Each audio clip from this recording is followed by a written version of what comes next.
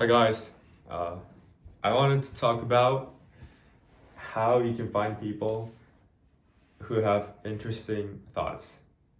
So the reason I came up with this is because back in high school, I keep quoting high school, but that's like, you know, I'm still young, so there's not much for me to go.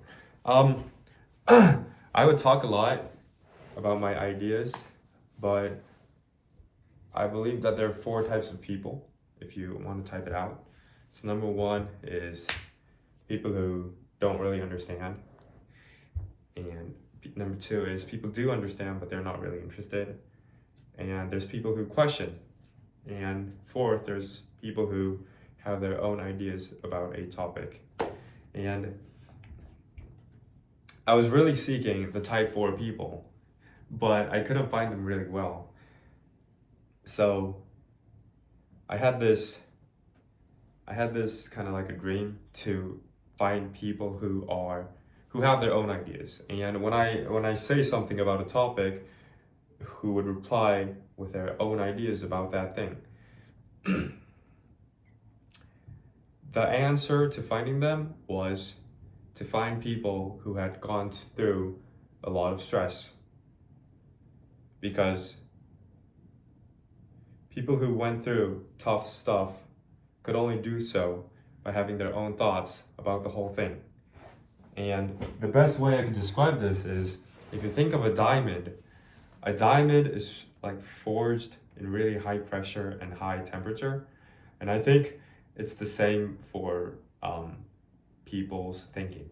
So if a person's really happy and he has nothing going on, he's probably going to have a good life, but it's not going to be interesting to talk to. He's not going to be really interesting to talk to.